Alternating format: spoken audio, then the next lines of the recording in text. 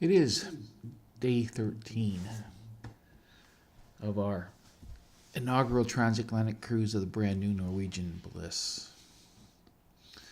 I'm getting ready to go up to the very top deck at the Haven Sun Deck to record our entry into New York and going underneath the Verrazano Bridge and just looking at the Statue of Liberty and just the beautiful skyline of New York at night.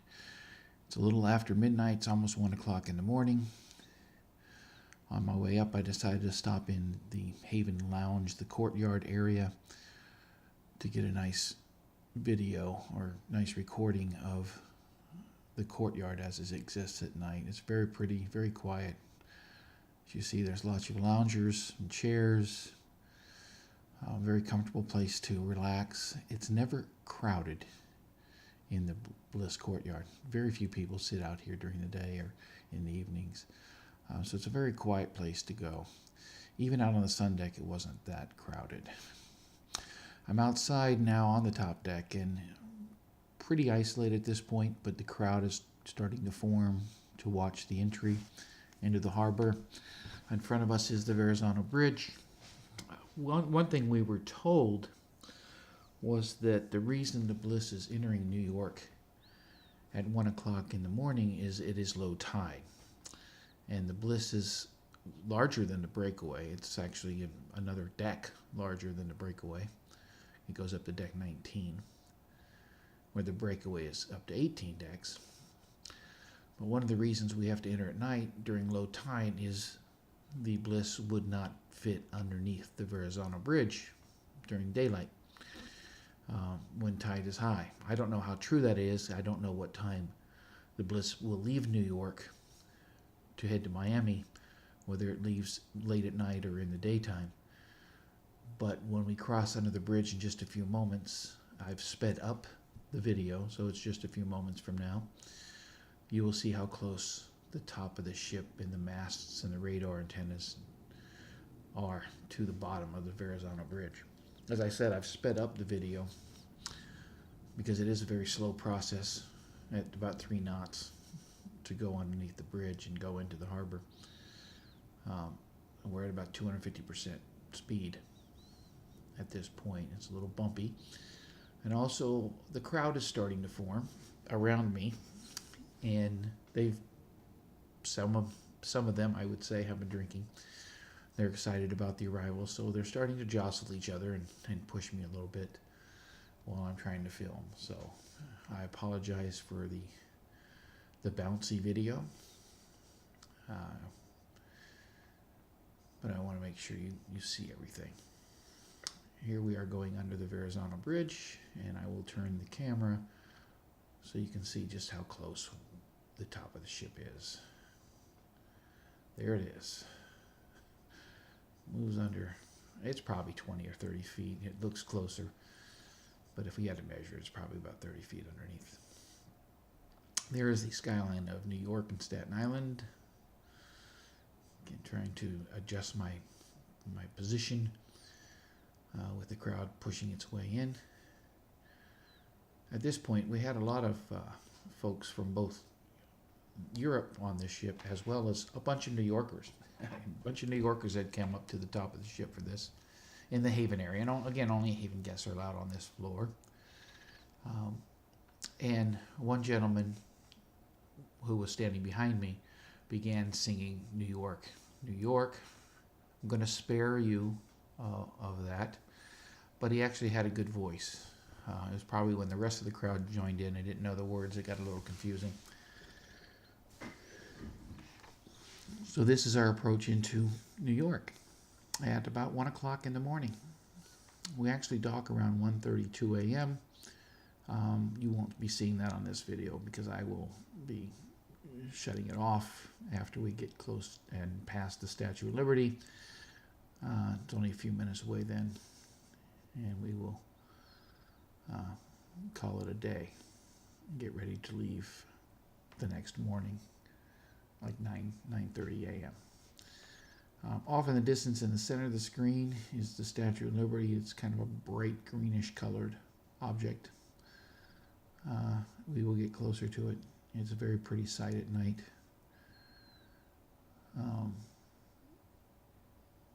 The bridges over to the right are the bridges into Brooklyn.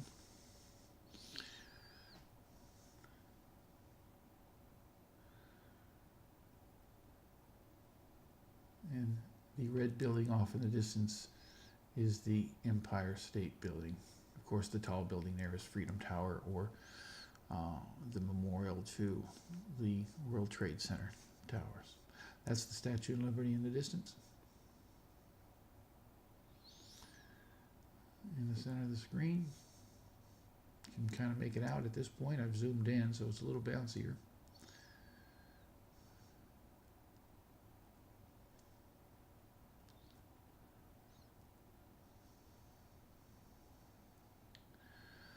As we're approaching, I'll tell you a couple of good things about the Bliss.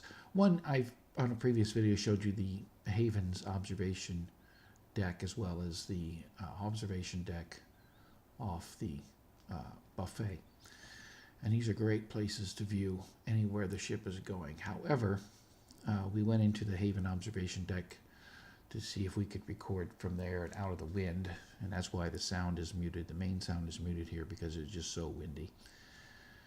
But we went into video from there, and the lights inside the lounge were on, causing reflection on the glass. It's a double paned glass, and you really couldn't see through the windows that well. You could see a reflection of the carpet and the furniture of the lounge, but you couldn't see outside in order to tape. So everybody had to come upstairs for this. Other things about the Haven and that I enjoyed was just the complete care given to you by the Haven staff. They got to know your name within days, knew what you liked, and as we approach New York, I'm already starting to miss the crew and the staff and the care we were given during this trip. Andre was our concierge. He shows up in an earlier video of the Haven area.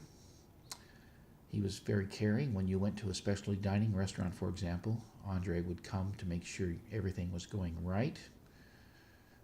Check on you. I went to get a haircut one day. He came down to the barber shop to check on me, make sure I was getting treated the way he felt I should be treated. I was fine.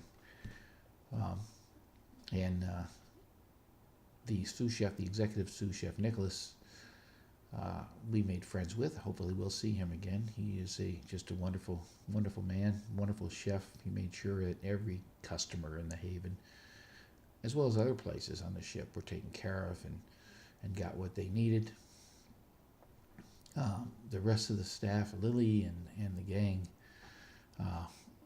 the waiters and the waitresses, or servers, I should say, the maitre d's, were all caring, considerate, and would greet you with your name and take you to where you were going to sit for your meal and treat you right. If you wanted anything, even if it wasn't on the menu, they would figure out a way to get it to you.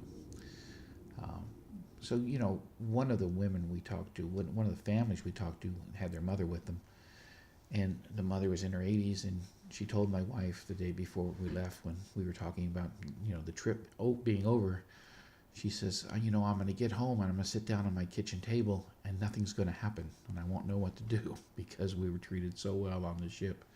It was kind of a culture shock after a 12-day cruise of coming home and trying to figure out, what are we going to cook for dinner? What groceries do we need? Because that's how great it was on the ship. We just really loved the atmosphere. We're planning our next cruise on Norwegian. We want to take the Bliss. It's going to be a couple years from now because it's going to be a 21-day Panama Canal cruise. And so we're waiting for it to be on the schedule in 2021. There's one in 2019, but that's too soon. So hopefully in 2021 they will do the same 21-day cruise from Los Angeles to New York. We also met other folks on the cruise and in the Haven that we would say were friends. And we made good friendships and acquaintances on the cruise. They actually were flying home once we reached New York. After a couple of days, they were going to fly home, change out their clothing, repack their bags, and meet the Bliss in Miami for the Panama Canal cruise going from Miami to Los Angeles, a 15-day cruise. That cruise is now over, and we hope they thoroughly enjoyed it. Actually, it may still be going on, but we hope they really are having a good time, and if it's over, they had a good time, and they're back home safely and happily. There is the Statue of Liberty from as close as we get to it. Again, a wonderful sight. You can imagine how immigrants to this country felt when they came in to New York and saw the Statue of Liberty, greeting them. The New York skyline is beautiful. The water is very, very calm in the river. And so it just made for a really nice arrival.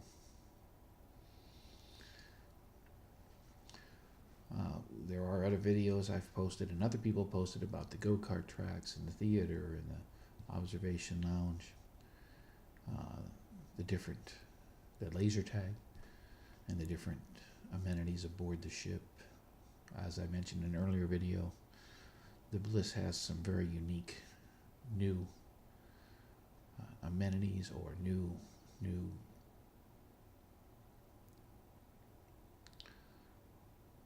rooms, such as a change in the philosophy as to smoking in the casino. There is no smoking in the Bliss's casino. They have a separate walled up glass walls, but it's a walled up casino for smokers, so that takes away the smell of smoke through Ocean Place decks 6, 7, and 8. That affects the breakaway and the getaway and the escape. This was a welcomed change in the ship's philosophy. I hope you enjoyed the cruise, and as far as my videos go, and I would ask that you subscribe to my channel. That will help me post more videos and know that people are interested in what I'm putting out there. And I wish you all the best.